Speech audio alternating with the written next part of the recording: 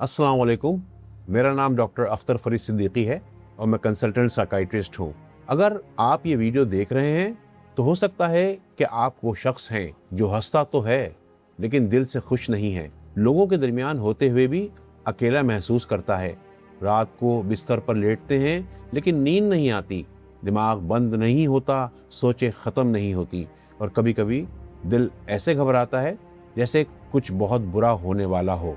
अगर ये सब आपके साथ हो रहा है तो प्लीज़ ये वीडियो आखिर तक ज़रूर देखें, क्योंकि आज मैं वो बात बताने वाला हूँ जो शायद किसी ने आपको आज से पहले नहीं बताई। आप अकेले नहीं हैं। कराची, लाहौर, इस्लामाबाद, हर शहर में हज़ारों लोग, बाहर से बिल्कुल नॉर्मल लेकिन अंदर से टूटे हुए। एक लड़की जो सोशल मीडिया पर हमेशा मुस्कुराती नजर आती है लेकिन रात को खामोशी में रोती है। एक मर्द जो अपने घर वालों के लिए मजबूत बना रहता है लेकिन अंदर से बिखर चुका है। एक नौजवान जिसके पास सब कुछ है लेकिन जीने का दिल नहीं करता। साइकाइट्री हमें एक बहुत अहम हकीकत बताती है। इंसान सिर्फ जिस्म नहीं है, इंसान सिर्फ दिमाग नहीं है, इंसान एक जज्बाती और रूहानी वजूद भी है। और जब दिल को मोहब्बत ना मिले, जिंदगी का मकसद ना हो और रूह को सुकून ना मिले तो इंसान के अंदर एक खला पैदा हो जाता है। इसी खला को हम कहते हैं इनर एम्प्टीनेस, यानी कि अंदरूनी खला। और यही खला आहिस्ता आहिस्ता बदलता है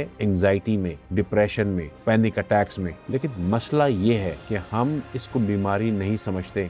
हम कहते हैं ये तो सब बस टेंशन है, ठीक हो जाएगा। लेकिन नहीं, ये खुद ब खुद ठीक नहीं होता। मैं आपको एक सच्ची कहानी सुनाता हूँ। एक मरीज मेरे पास आया, उम्र तकरीबन 35 साल, बहुत कामयाब, गाड़ी, घर, बिजनेस सब कुछ था। लेकिन उसने बैठते ही कहा, डॉक्टर साहब मुझे समझ नहीं आ रहा मुझे क्या हो रहा है।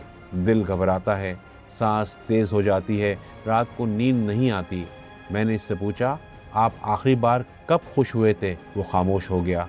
फिर उसकी आंखों में आंसू आ गए और इसने कहा, डॉक्टर साहब मुझे याद नहीं है। सोचें, एक इंसान जिसके पास सब कुछ हो लेकिन उसे याद ही ना हो, शी क्या होती है। ये सिर्फ इस शख्स की कहानी नहीं है, ये हम सब की कहानी बनती जा रही है। जब इंसान इस कैफियत में होता है तो वो सुकून ढूंढने के लिए गलत रास्ते इख्तियार करता है। घंटों मोबाइल इस्तेमाल करता है, नशा का इस्तेमाल करता है, गलत ताल्लुकात में पड़ जाता है, खुद को तन्हा कर लेता है। लेकिन ये सब वक्ती सुकून देते हैं और बाद में मजीद तकलीफ देते हैं। ये एक खतरनाक चक्कर है और बाज़ औक़ात यही चक्कर इंसान को ले जाता है खुदकुशी की तरफ। और ये वो मकाम है जहाँ हम सब को रुक कर सोचना चाहिए। हमने दिल को दुनिया से भरने की कोशिश की लेकिन दिल दुनिया से नहीं भरता।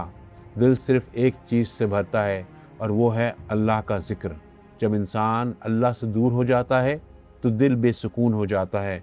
लेकिन याद रखें, रूहानियत और साइकाइट्री एक दूसरे के मुखालिफ नहीं हैं बल्कि एक दूसरे को मुकम्मल करते हैं। अगर आप इस कैफियत से गुजर रहे हैं तो 3 बातें याद रखें। ये आपकी कमज़ोरी नहीं है, ये एक बीमारी है और इसका इलाज मौजूद है। साइकाइट्रिक ट्रीटमेंट, काउंसलिंग और सही रहनुमाई आपकी ज़िंदगी बदल सकती है। अगर आप या आपके घर में कोई इस खामोश तकलीफ से गुजर रहा है तो प्लीज़ मज़ीद इंतज़ार ना करें। खामोशी इस बीमारी को बढ़ाती है, बात करना इसका इलाज शुरू करता है। आप हमसे राब्ता कर सकते हैं क्योंकि आपकी ज़िंदगी कीमती है, आपका सुकून मुमकिन है और आप अकेले नहीं हैं। बहुत बहुत शुक्रिया।